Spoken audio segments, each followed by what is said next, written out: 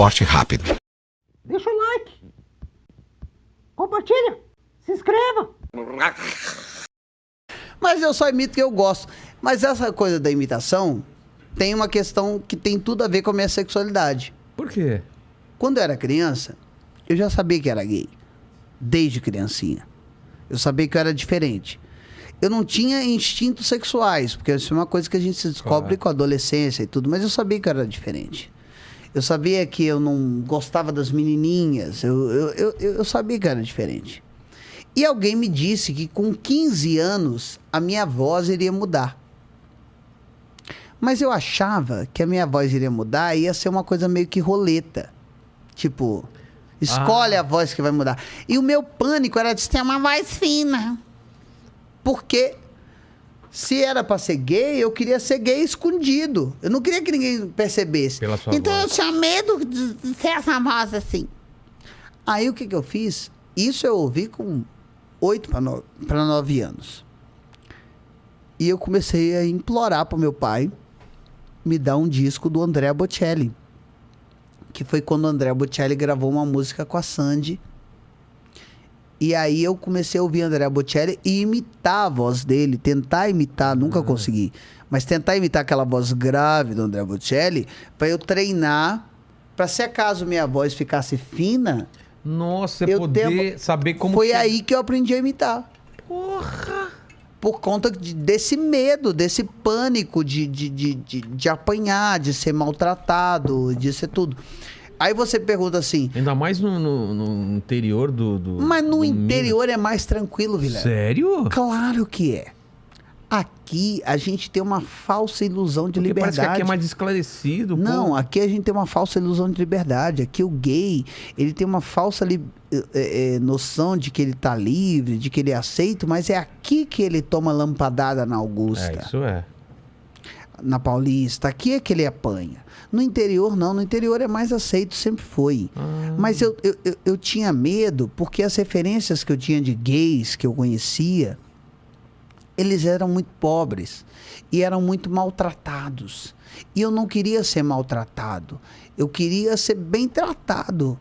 E eu queria fazer com que esses gays que eram maltratados fossem bem tratados, porque fossem da minha turma. Com essa turma aqui ninguém mexe. Entendi. Então foi quando eu desde pequeno, eu buscava alguma solução para ser alguém bem tratado, para ser aceito. E aí, quando me assumi primeiro para os meus amigos, depois para minha família. A terceira pessoa para quem eu me assumi fui eu. Depois dos... Você precisava escutar você falando... Eu nunca tinha escutado. Eu nunca tive coragem de dizer, eu sou gay. Eu agia, eu frequentava, eu namorava, mas eu falar, eu sou gay? Não, imagina... E faz uma diferença isso. Porque eu cresci na igreja que eu cresci, foi muito cruel comigo. Muito cruel. Eu espero muito que os pastores... Tem um movimento agora, a gente estava discutindo hoje à tarde, né? Sobre isso, de alguns pastores de falar, gente, a Bíblia não é para levar também ao pé da letra. Tem coisas, se você for levar ao pé da letra, tem muita coisa lá que você mata ou, né? Claro. Né? Então, tem que se ver diferente, porque Jesus andava com prostituta, com pobres e tal. Não, ele andava com essa galera. Ele não andaria hoje com gays? Vocês acham isso mesmo? Não, claro que não. Exatamente. O que o pastor... Foi quando eu vi o Caio Fábio, que deu uma entrevista pra você aqui, maravilhosa. Maravilhoso. E eu falei assim, esse cara... O Caio Fábio é meu pastor. Então, mas quando você era moleque, não existia essa linha de... Eu espero muito que meus... Eu sei que a igreja evangélica, ela é muito complexa e muito grande. E existem várias linhas. Mas eu quero muito que os meus pastores, eu não vou falar o nome deles, mas eles sabem quem são, que eles repensem muito a atitude deles. Porque eles me fizeram pensar em suicídio dos 14 aos 19 anos. Eu pensei em morrer dos 14 aos 19 anos todos os dias da minha vida. Porque você imaginava que você estava em pecado. Porque eles me colocaram como eu era um doente, como se eu estivesse em pecado. E não era só pecado a minha sexualidade, era pecado a minha arte. Eu não podia ser comediante. Também? Claro.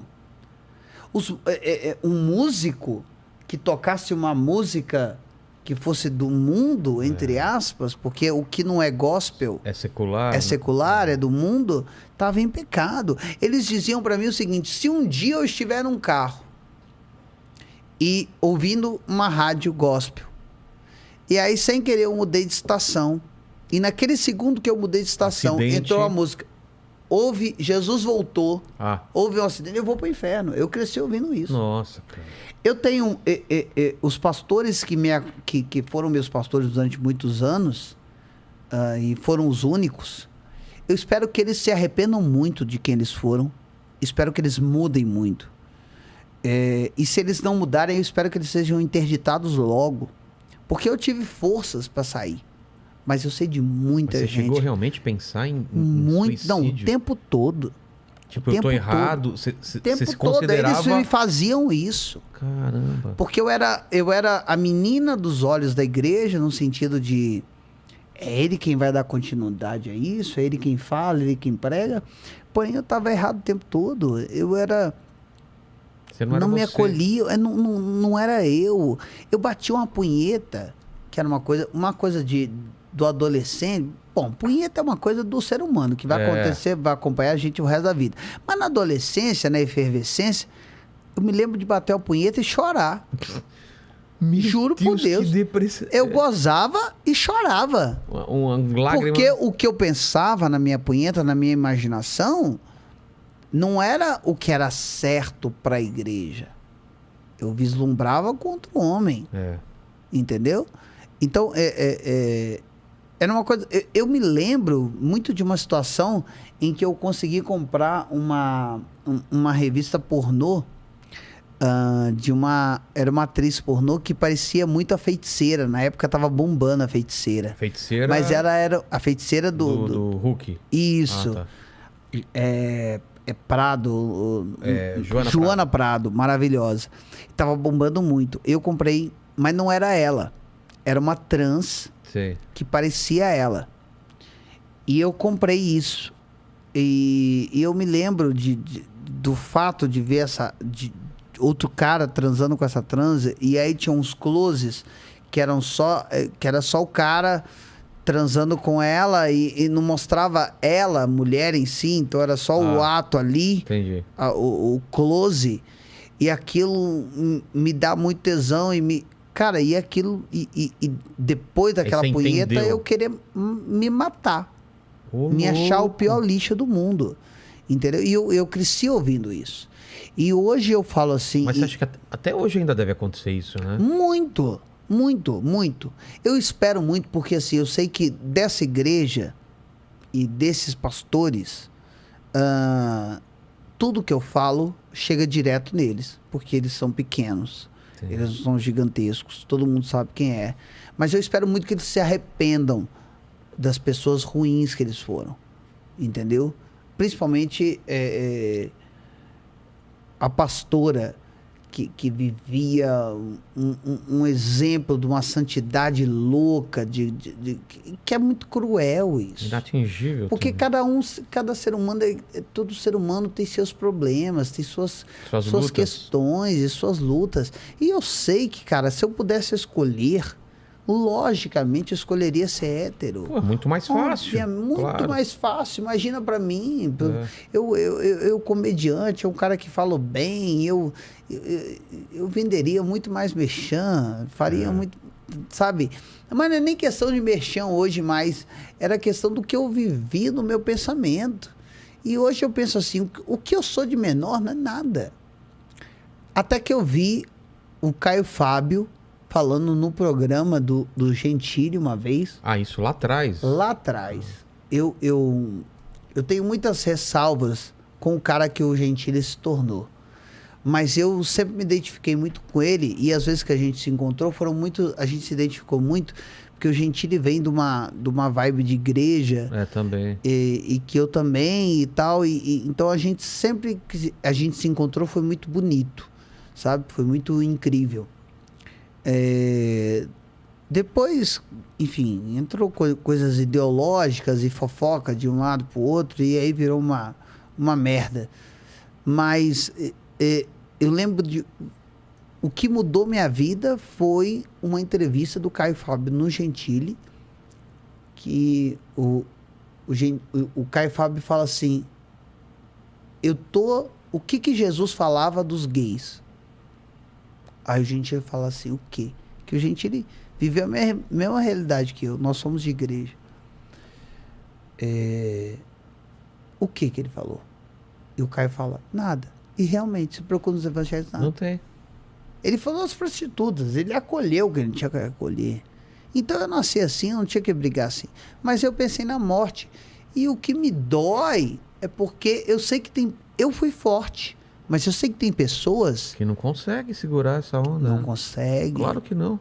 não conseguiram. É. Tem famílias que choram hoje a dor de terem perdido os seus familiares por mortes tiradas por si mesmo. É ruim falar isso para o algoritmo, mas é o que acontece. Ou família destruída, porque o cara forçou ser uma pessoa que ele não era Não e é. depois descobriu que... Não, e até hoje a gente vê caras que se casaram com mulher e têm filhos e vivem uma vida infeliz e uma vida dupla. Eu falei, eu Exatamente. não quero isso. E sabe quando foi que eu descobri isso? Minha bisavó, Dona Nair, uma mulher que gerou alguns filhos, uma família enorme, maravilhosa, e no fim da vida dela, ela teve uma isquemia e o Alzheimer e tal. E no fim da vida dela, ela acamada, atrofiada, magra. Ela não reconhecia mais ninguém.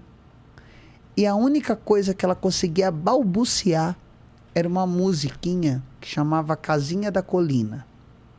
Ela fazia Casinha, Colina, mas muito baixinho. E aí eu lembro do meu irmão, o João, sentar junto comigo. Falei assim, vamos ouvir o que ela... É minha bisavó, mas a gente fala pra avó. Vamos ver o que a avó tá tentando falar. A gente escreveu. E a gente jogou no Google e a gente viu que isso era uma música, Casinha da Colina, uma música de 1920. Nossa, cara. E aí me veio na cabeça, eu não sei se isso é verdade, mas me veio na cabeça essa história. Será que minha bisavó, porque minha bisavó perdeu o marido muito cedo, ela criou os filhos sozinha, naquela época. Porra. Ser mãe solteira, ser viúva era uma merda. Eu falei assim, será que no final da vida tudo acabou? Ela abriu mão de todos os sonhos, de tudo, cuidou dos filhos, criou todo mundo. E no final da vida, quando ela esquece de tudo, quando tudo acaba, a única coisa que ficou foi o sonho de ser cantora. E eu tinha 15 anos. E foi aí que eu falei assim, eu não vou viver essa frustração, eu vou seguir meu sonho. Dane-se Deu o que um estão me estalo falando da aquilo lá. igreja, dane-se o que meus pais estão falando, dane-se, eu vou viver meu sonho. Porque a última coisa que sobrou da minha bisavó foi ela cantando essa música. Você vê a Ela não importância. lembrava o nome de ninguém, ela não sabia onde ela estava, ela não controlava o xixi, não controlava o cocô, ela não sabia nada. A única coisa que sobrou no final da vida dela foi essa música. E me veio à Cara, que cabeça. incrível isso. Será que ela queria ser uma cantora do rádio e não pôde porque o marido morreu cedo e ela teve que cuidar dos filhos? Eu falei, eu não vou passar por essa. Eu vou seguir meus sonhos.